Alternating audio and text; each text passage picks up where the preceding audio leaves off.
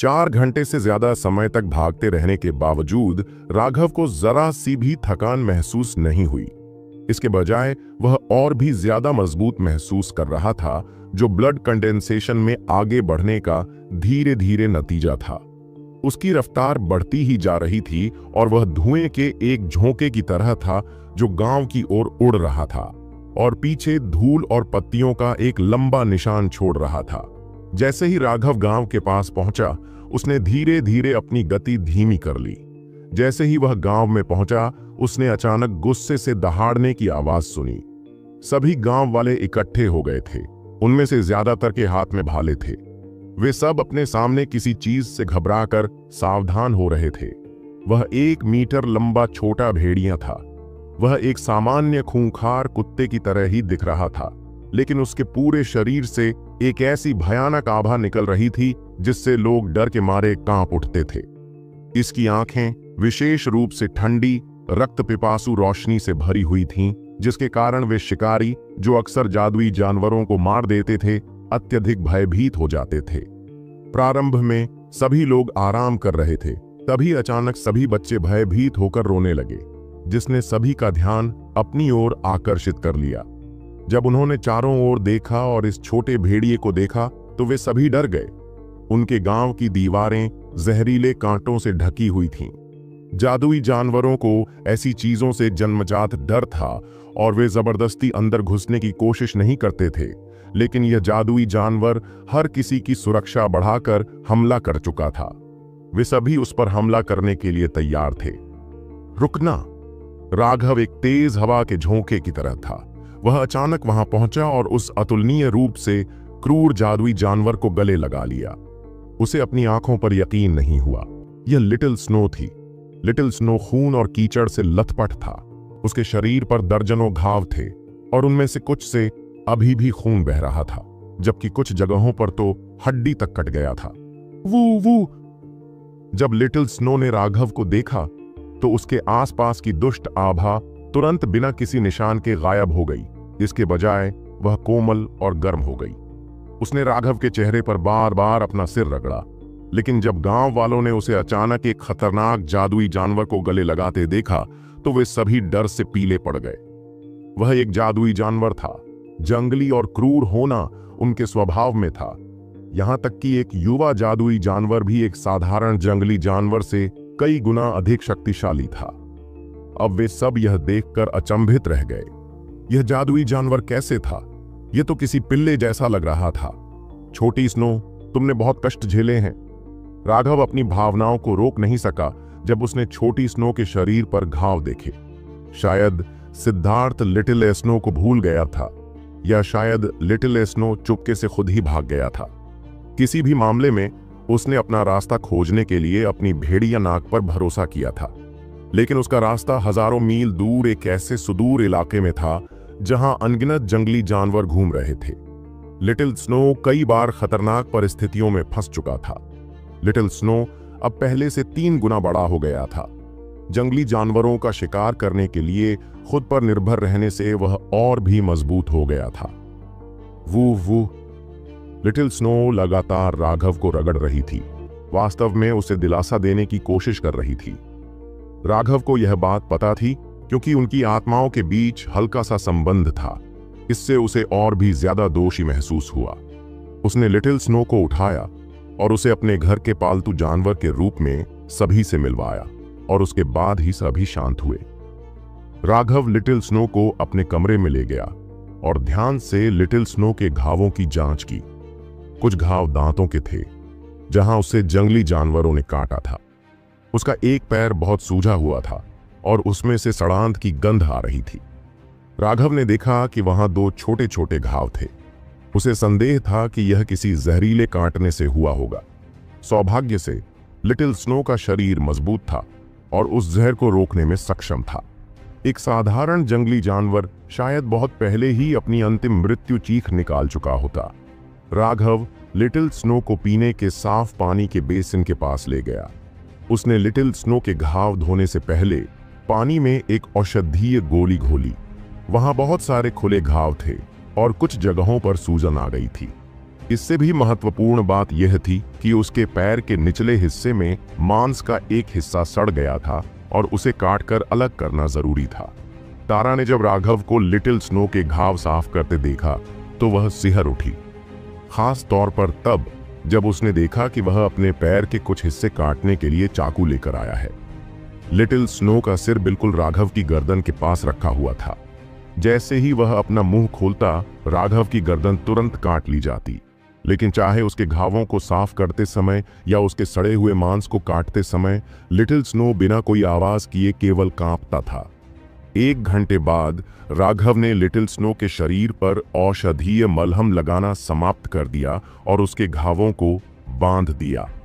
तारा को देखते हुए, जो ऐसा लग रहा था जैसे उसे आखिरकार एक भारी बोझ से मुक्ति मिल गई हो, राघव मुस्कुराया और लिटिल स्नो को अपने बिस्तर पर लिटा दिया। लिटिल स्नो के सिर को धीरे से सहलाते हुए उसने समझाया, वह मेरा साथी है, तुम्हें इतना चिंतित होने की जरूरत नहीं है।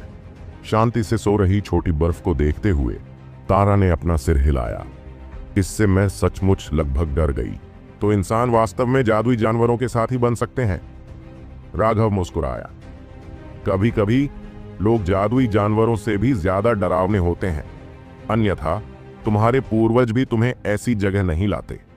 कम से कम जादुई जानवर जब तुम पर हमला करने वाले होते हैं तो चेतावनी के संकेत तो होते ही हैं, लेकिन जब इंसान तुम पर हमला करने की योजना बना रहे होते हैं तो कोई संकेत नहीं होते और तुम सावधान नहीं रहोगे। जब तक तुम्हें खतरा महसूस होगा तब तक तुम मर चुके होंगे। तो तुम्हारे पूर्वज वास्तव में बहुत बुद्धिमान लोग थे। वे समझते थे कि जो खतरा तुम देख सकते हो वह असली खतरा नहीं है। असली खतरनाक चीजें वे हैं जिन्हें तुम नहीं देख सकते। तारा को राघव की बातों से हैरानी हुई।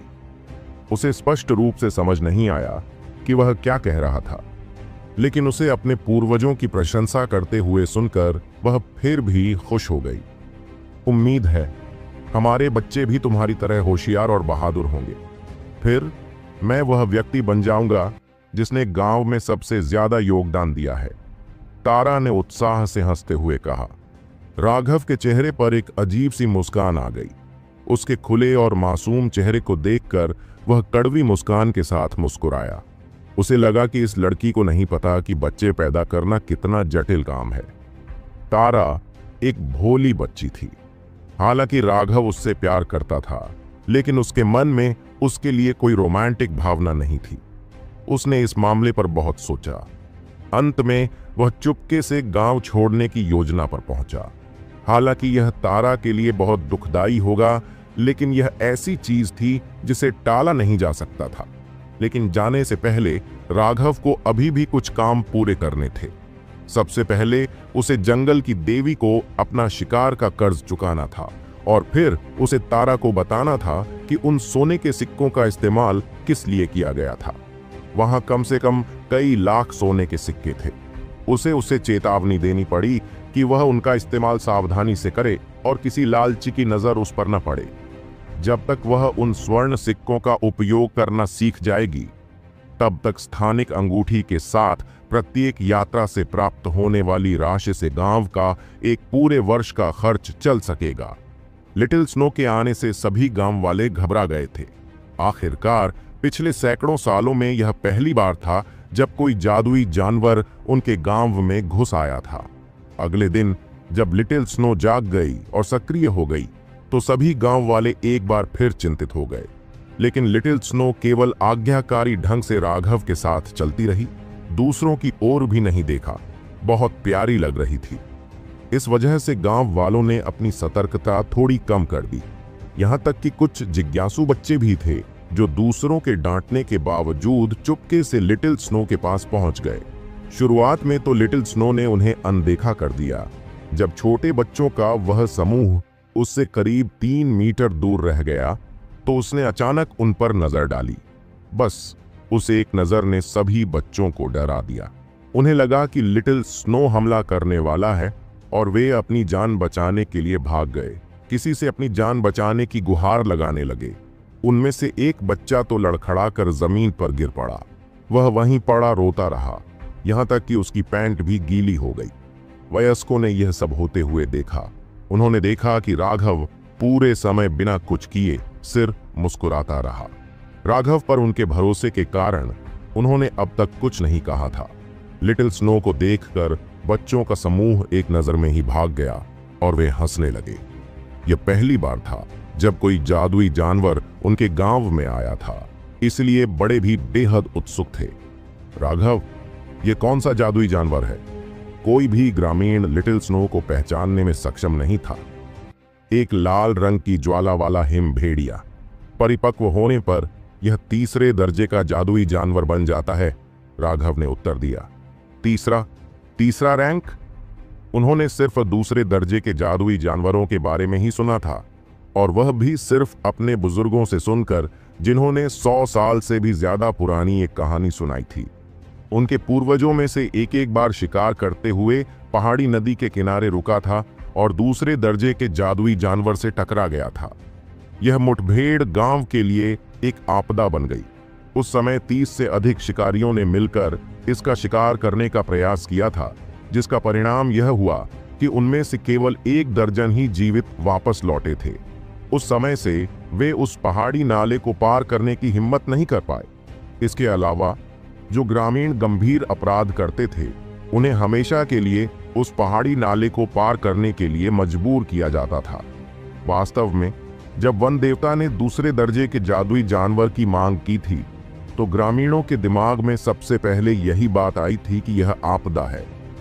उस समय सभी के हाव भाव बेहद भद्दे थे, लेकिन तारा ने राघव को बचाने का दृढ़ निश्चय कर लिया था। उसने कहा कि राघव के ठीक हो जाने के बाद वे निश्चित रूप से एक साथ काम करने और दूसरे दर्जे के जादुई जानवर को मारने में सक्षम होंगे, और इसलिए दूसरे दर्जे का जादुई जानवर उनकी नजर में पहले से ही एक बुरा सपना था। लेकिन उनके सामने मौजूद इस छोटे भेड़िए के लिए यह और भी ज्यादा भयावह तीसरे दर्जे का जादुई जानवर था। सभी लोग दोपहर के भोजन के लिए इकट्ठे हुए और उसके बाद राघव ने गांव के मुखिया से बात की। मुखिया, क्या आसपास कोई दूसरे दर्जे का जादुई जानवर है?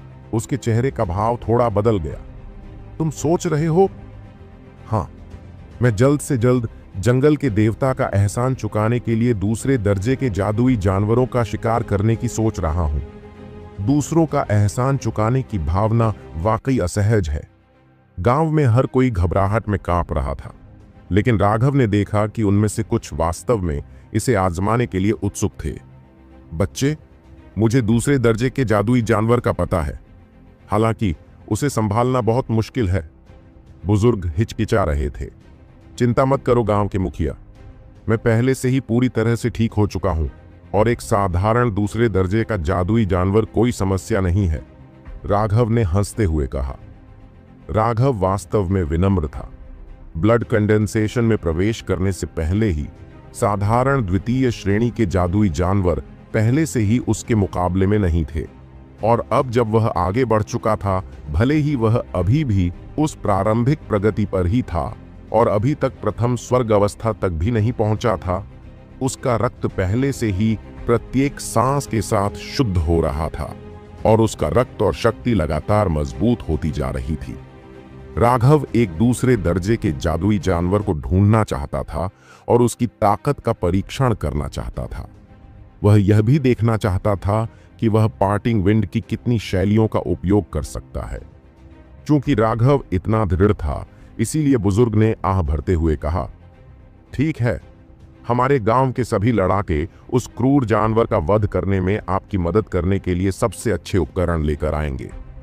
सभी शिकारियों ने सहमति जताते हुए जयकारे लगाए और अपने हथियार तथा अन्य आवश्यक वस्तुएं लेने के लिए अपने घरों को लौट गए। राघव ने उन उत्साही लोगों को देखा और तुरंत महसूस किया कि कोई गलतफहमी हो गई है। वरिष्ठ ग्राम प्रधान, आपको इस मामले के लिए सभी को जगाने की जरूरत नहीं है, बस मुझे बताइए कि यह कहाँ है। मैं अकेला ही काफी हूं, राघव ने हल्के से कहा। क्या? लहरदार पर्वत श्रृंखला के भीतर मोटी लताओं से ढके विशाल वृक्ष आसमान तक फैले हुए थे और कभी कभी जंगली जानवरों की दहाड़ से धरती हिल जाती थी। 10 मीटर लंबे किंग कांग फ्यूरी ऐप ने गुस्से में दहाड़ लगाई जिससे जंगल हिल गया और पत्तियों की धाराएं जमीन पर गिरने लगीं। किंग कांग फ्यूरी ऐप का सामना एक ऐसे मानव से था जो आकार में भी उसके बराबर नहीं था। वह व्यक्ति राघव था, जो इस समय तीव्र उतार चढ़ाव उत्सर्जित कर रहा था, जिससे वह एक दिव्य इंपीरियल जैसा प्रतीत हो रहा था। यह विशेष स्थान मूल रूप से एक जंगल था, लेकिन अब सैकड़ों मीटर के भीतर के सभी विशाल पेड़ गिर गए हैं। वनस्पति और चट्टानें उखड़ गई हैं, जिससे खाली जमीन खुल गई है। राघव को गांव के मुखिया से एक नक्शा मिला था, जिसमें खतरनाक इलाकों को चिह्नित किया गया था। यह विशेष स्थान दूसरे दर्जे के जादुई जानवर का स्थान था। वह किंग कांग फ्यूरी ऐप होगा जो उसके सामने होगा। उस समय ग्रामीणों के पूर्वजों ने गलती से उसके क्षेत्र में हमला कर दिया था, जिसके परिणाम स्वरूप विनाशकारी हताहत हुए थे। गांव वाले इस किंग कांग रोष वानर से नफरत और डर दोनों करते थे। जब उन्होंने सुना कि राघव दूसरे दर्जे के जादुई जानवर का शिकार करने की योजना बना रहा है, तो सबसे पहले उन्होंने यही सोचा। हालांकि राघव ने किसी और को अपने साथ आने से मना कर दिया था। यहां तक कि तारा भी अपवाद नहीं था। उसने खुद ही नक्शे का अनुसरण किया था और आसानी से इस जगह को पा लिया था। जैसा कि अपेक्षित था, किंग कांग फ्यूरी ऐप को अपने क्षेत्र के बारे में बहुत जानकारी थी। जैसे ही राघव ने जंगल के इस क्षेत्र में कदम रखा, उसे पकड़ लिया गया और उस पर हमला कर दिया गया। दहाड़! किंग कांग फ्यूरी ऐप ने अपनी छाती पर अपनी बड़ी मुट्ठियों से जोरदार प्रहार किया। अगले ही पल वह राघव पर टूट पड़ा। किंग कांग फ्यूरी ऐप एक जादुई जानवर था जो शक्ति में माहिर था, लेकिन बर्स्ट बियर की तुलना में यह बहुत अधिक भयानक था, क्योंकि यह दूसरे रैंक पर पहुंच गया था। उसका विशाल शरीर एक छोटे से पहाड़ के समान था। उसकी गति भी चौंकाने वाली थी और वह पलक झपकते ही राघव के सामने आ गया। राघव ने मुट्ठी बांध ली और ऐसा करते ही वह गायब हो गया और पीछे एक भयंकर तूफान छोड़ गया। वह पहले से ही किंग कांग फ्यूरी ऐप के साथ पूरे 1 घंटे से लड़ रहा था। यह वास्तव में दूसरे दर्जे का जादुई जानवर होने के योग्य था। इसकी शक्ति बहुत बढ़िया थी। राघव के अनुमान के अनुसार जिस बर्स्ट बियर को उसने पहले मारा था, वह संभवतः इस किंग कांग फ्यूरी ऐप का एक भी वार नहीं झेल पाएगा। इसके एक झटके में ही 10 टन ताकत आ जाती थी। अगर राघव ब्लड कंडेंसेशन तक नहीं पहुंचा होता, तो सिर्फ अपने शरीर पर भरोसा करके वह भी इसे हरा नहीं पाता। इतने लंबे समय तक बराबरी के आधार पर लड़ने के बाद अब राघव और अधिक समय बर्बाद नहीं करने की योजना बना रहा था। टूटती हवा की मुट्ठी, तेज हवाएं चलने लगीं और राघव की मुट्ठी पर रोशनी की एक हल्की परत दिखाई दी।